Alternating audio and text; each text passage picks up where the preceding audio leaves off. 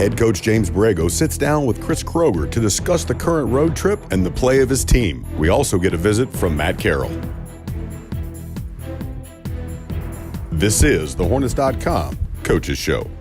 Welcome in. It's the Hornets.com Coaches Show. It's your Hornets radio crew with you on the road. We're in Indianapolis, Indiana, and we're getting ready to head to Memphis because we got a game on our second stop of a 3-game road trip. It'll be the Grizzlies on Wednesday, then the Bucks, but unfortunately off a loss to open it up. It was 120-95, Matty, here in Indianapolis against the Pacers. And I think a takeaway from that game is, in this league, sometimes you just play a team straight up and they just out-execute, and I thought that was probably the situation on Sunday night against the Pacers in the back-to-back for the Hornets, because the Hornets actually took the lead early in the first quarter, tried to jockey the rest of the way. Pacers went on that early run, pushed the lead to 16. Hornets fought back, but were kind of chasing their tail the rest of the game and never really could grab that lead back. Yeah, I think, Chris, that's how it turned out. You look back to the first game against the Pacers, where the Hornets won and played a great game, but shot the lights out of the basketball. And last night was one of those games where Hornets got some great looks early in the game, did knock down some of the shots they normally do, and I think as the game went on, just made it tough to kind of pull ahead. It's a make or miss league. Like, we talk about that all the time, and it's a cliche, but it's cliche because it's true, I think. And JB's talked a lot about the defense, and what helps the defense is efficient offense, and so obviously scoring. But by doing that, you're not being back in transition. You're not defending in transition all night. And the Hornets have played much better defense over these last 5 games now, where you look at the numbers, and the Hornets are 8th in defense over this last stretch. And I think what you're seeing is the Hornets running much more effective and efficient offense, and it's helping their defense out. I agree 100%. And sometimes you look at teams that are very good offensive teams, and that's what fuels their defense. You know, when you can make that ball go through the basket, then you get a chance to come back, set your defense up. That's what you want to do. But it gets tough. You know, when you're not making shots and they're getting turnovers and rebounds and they're starting to fast break, it's hard to defend in transition. In the NBA, these guys are too good. And you look last night with Indiana, guys like Tyreke Evans, you know, when they get the ball in the open court, Oladipo, they're very difficult. They push the pace. They can get into the lane. They're excellent finishers. And then they can kick out for threes also. I want to talk about Indiana just for a second, and the way I'm going to talk about them is, I think as we look at what the Hornets are trying to become under Mitch Kupchak and James Borrego, I think that's a pretty good example of what the future could look like and will look like, which is just consistency. They have a style of play. It's a little different than the rest of the NBA, but they execute, and they get production top to bottom in their roster. And you look at them now off their win, they're 31-15, they're 3rd in the East. And Victor Oladipo is a star in this league. I don't know if you want to call him a superstar. He's a great player. We've got a great player in Kemba Walker. So everybody talks about how you win in the NBA. Well, look at what Indiana's doing. I think it's a pretty good blueprint. I think it's a great comparison. We were discussing this last night on the air, and you know, when you look at that team, they're just deep. You know, their second unit comes in, there's no drop off. Each game, not sure who's going to be the leading scorer. It could be somebody off the bench, could be a starter. And I think you look at the Hornets, that's what the Hornets can do. In the times that the Hornets have a lot of success, that bench plays really good. And I think during this 3-game winning streak that they had, the bench was playing well. They were coming in the game, there's no drop off. They were kind of getting the lead even coming in there. So I think when the bench plays well, when you got 10 deep, playing well together, playing consistent, that's when good things happen. Well, we've seen, speaking of the bench for the Hornets, we've seen some good production from the center combo, Billy and Biz. They both had 13 rebounds in that win on Saturday at home over Phoenix. That's the 3rd time in team history where both centers in the same game have had 13 rebounds or more. So it obviously doesn't happen very often, but I think the last few games, much like as this defense has progressed for the Hornets, that combination of Billy and Biz, or Biz filling in as the starter and then Billy coming off the bench, combining those two to kind of meet that production that Cody Zeller we've missed with Cody Zeller over these last few weeks. I think they're starting to turn the corner. I think they've done a phenomenal job. I mean, it's a collective effort, but, you know, Bismack Biyombo, he's waited his chance. You know, half a season, not getting many minutes at all, continuing to work each day at practice, being professional, great teammate. Then he gets thrown into the starting lineup, and he's ready to go. Yep. And that's his style. He comes in, he's a rim protector, a lot of energy on defense, offensive rebounds, finishing around the rim, and you can see the trust in his teammates too. Billy's played more minutes throughout the season, but I think they've worked well together. You talked about Billy being more offensive, Biz more defensive, but they both, it's been a good, you know, togetherness I've seen with them, and what I see too is the chemistry building also. Cody, obviously the starter, he's always supporting them. You hear about Billy and the relationship with Cody.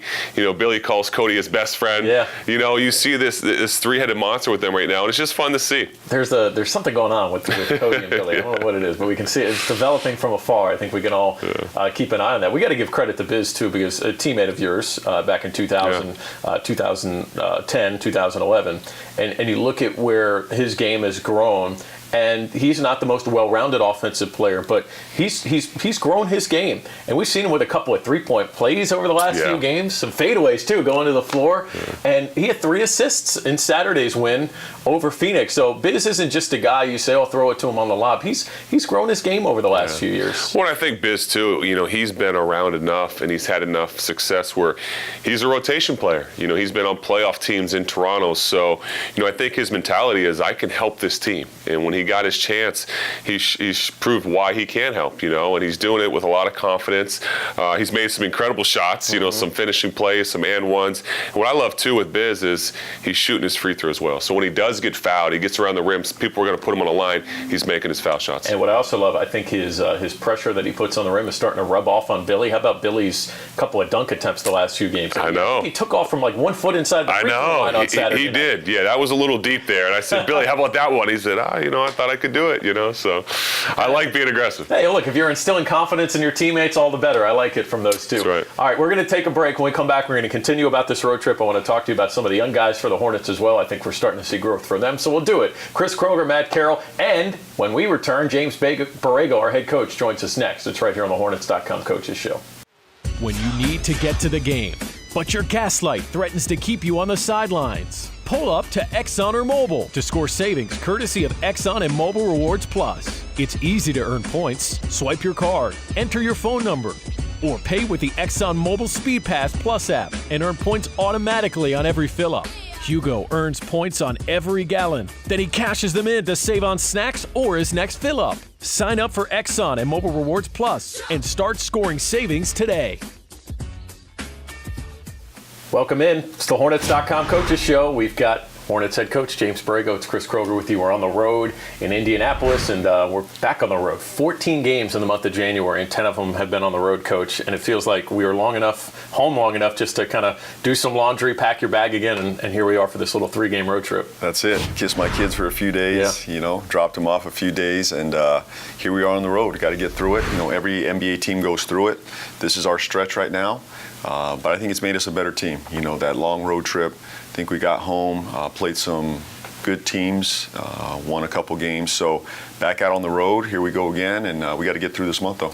Yeah, it's been interesting because, I get to see it. I'm around you all the time and the team all the time. But you talk about a bunker mentality as a team. You can feel it. There's a camaraderie that's built on the road because you're just with each other all the time. When you're home, you're practicing and you're going through all your work as a team, but then everybody goes their own separate ways and you come back and you play games. But you can't escape from anything on the road, so you spend that time together, and I think there's a real connection that helps a team when you're on the road. Maybe the results don't always come and go, but I think there's a real camaraderie that gets built on the road. Yeah, I think your core is built right now, and I think we've seen this over the years. It just, our guys come together, you're strengthened as a team, and then as you make your stretch run, you've got that to hold on to. So that's our mentality right now. We've gotten better as a team. We're stronger right now. We're more united than we've ever been. We got a healthy locker room. Our minds are right now. So, and we enjoy being around each other. That's the beauty of this team, is in the locker room, away from the court, on the court. This group really pulls for each other. They enjoy one another. So, tough loss last night, but I think we got back together last night. Had a good meal together, and off we go. You've been doing that a lot recently. You did it in Sacramento, led to a nice turnaround in San Antonio on Monday, so we'll see what it means for Memphis coming up on Wednesday. But those meetings and those dinners and just talking together as a team about life and not about basketball, how meaningful are those to connect your team? Well, it's a great connection for your guys. It builds, the fabric of your team, because we're human beings at the end of the day. We're just, we're a team coming together, and those moments are defining for you, especially to get through an 82-game season. And I was fortunate to be with a team over the years that valued that, and I saw a coach that believed in it, valued it, and lived it. So we love this time together. It's a time for us to build and connect as a group.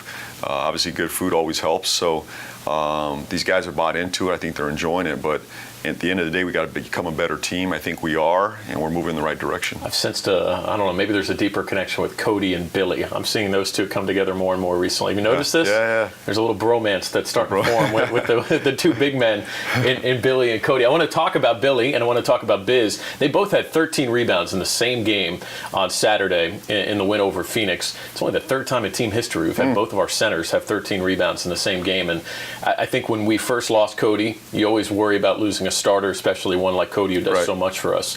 But you said it's going to have to be by committee. No one man can fill that job. And I think what we're seeing from Biz and Billy is just that. One maybe brings more of a defensive edge and a rebounding edge. One brings more of an offensive presence in Billy. But you put those two together, it's been a pretty good package for your team. Yeah, it's a good combination. We didn't know what it was going to look like when we lost Cody, but we trusted Biz to come in and anchor our defense, be a presence inside. I think he's done that. He's only gotten better, with his minutes here recently. And then Billy's done a fabulous job. He's getting better, young kid that's growing. Gives us more offense, very good around the rim, good touch, got some range, with his shot. But he's rebounding the ball very well. One of the best rebounders in the league right now when you look at his numbers. So offensively, defensively, he's doing a nice job. Our guys trust him, believe in him. It'll be nice to get Cody back as well. I think when we add Cody back to the mix, it'll put some pressure on me to figure out how to, rotate this group moving forward. But this is a good problem to have. You've seen through these injuries, we've added depth now. There's confidence now. Those guys, if they're called on, when Cody returns, they'll be ready to go. So that's what, the strength of our team is in our depth. This isn't just a one-man show. This is the depth. And I think we saw that in the Phoenix game. 8 guys in double figures, 2 guys, 13 rebounds. That's how we want to play. That's how we need to play. 31 assists. That's our group. Indiana, obviously, very good team on a back-to-back night. We weren't as successful last night, but in general, that's the direction we're moving. So I chart all the numbers every game as I do my prep, and so it's interesting to see trends develop. And I think the trend I've started to notice is you guys are starting to score more in transition recently, and I think that speaks to rebounding, obviously. Now you're kicking the ball ahead, but that speaks to the fact you're getting stops. And so I think what does that ultimately say is your defense is starting to come together over the last few games here. Yeah, that Portland game really hit us in the face again, kind of woke us up again. We've had a few of these games throughout the season, and it's just a wake-up call. Who are you? Who do you want to be? And I think our group has responded to that. The next few games, very good defensive efforts. That's who we have to be. I think we saw that, in the San Antonio, the Sacramento, the Phoenix game. Last night, not as much. You got to give Indiana credit again, for how they shot the ball last night. But in general, our defense is what carries us every single night. So give all our guys credit. They have bought into this. It's not easy. It takes great effort, great intensity to do that. But that's what we got to do to get this thing done.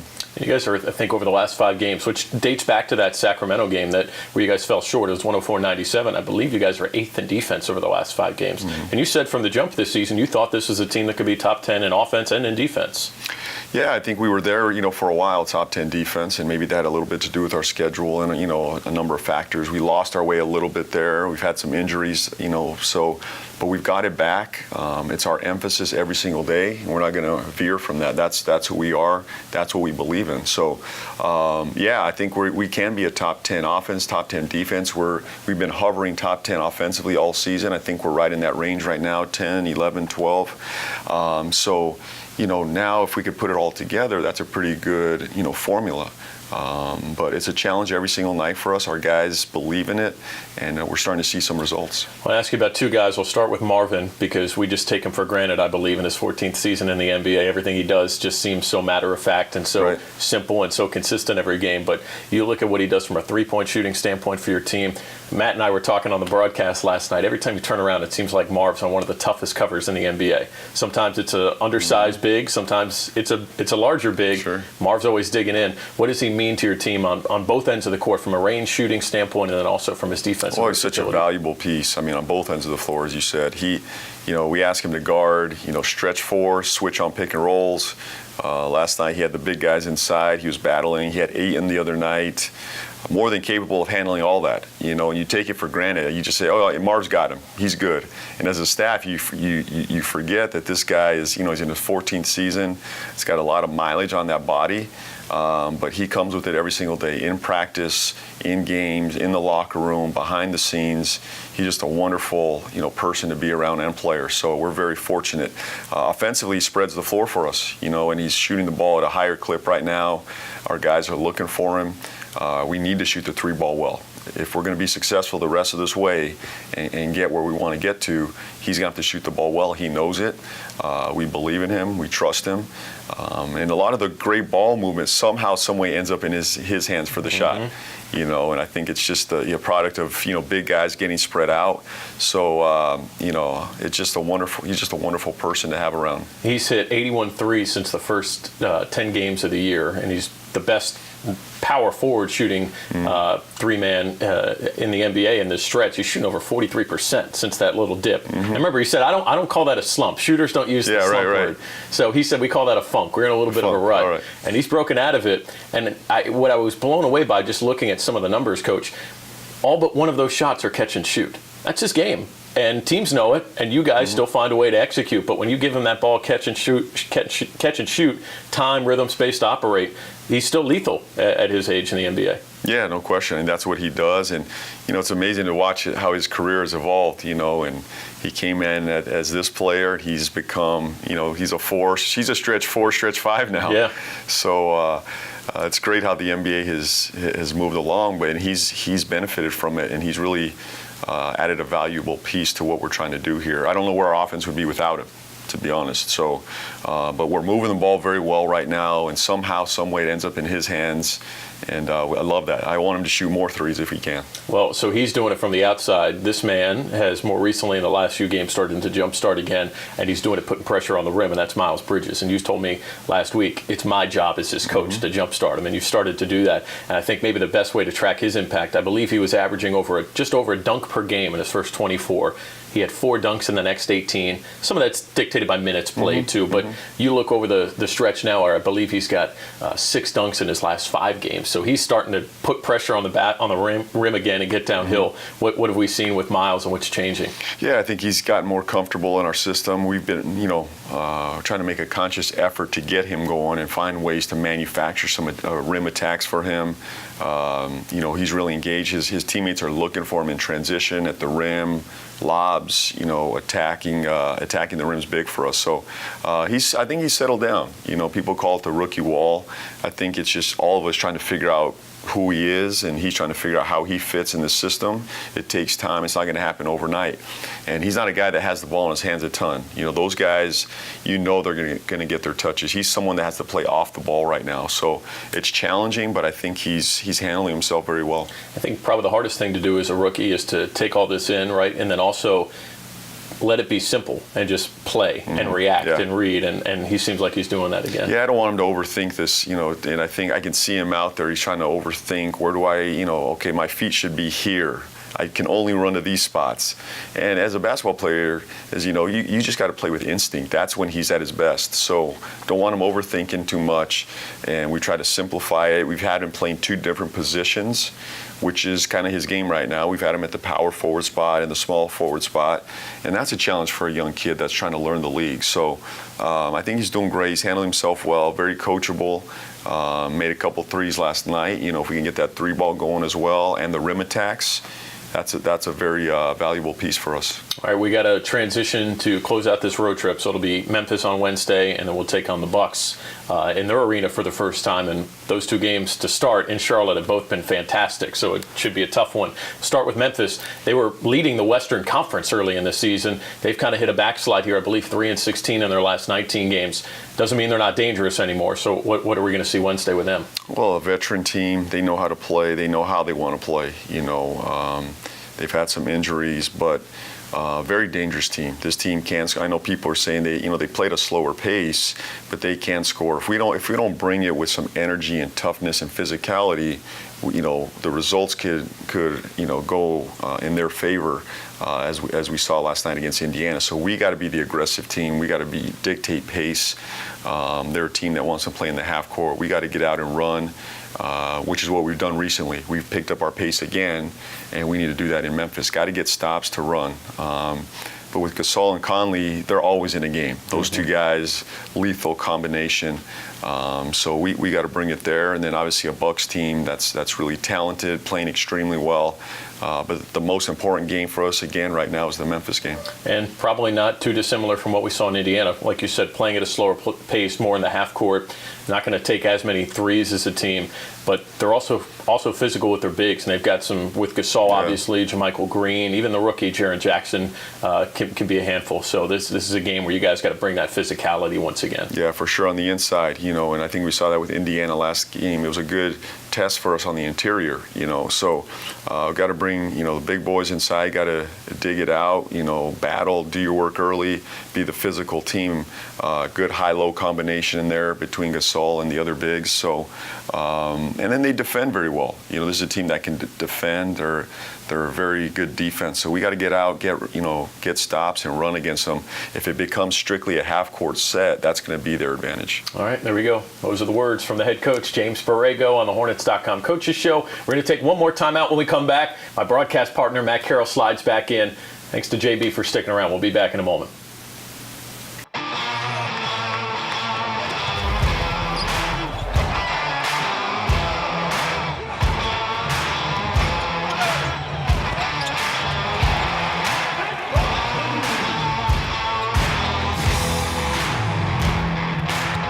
Go Hornets!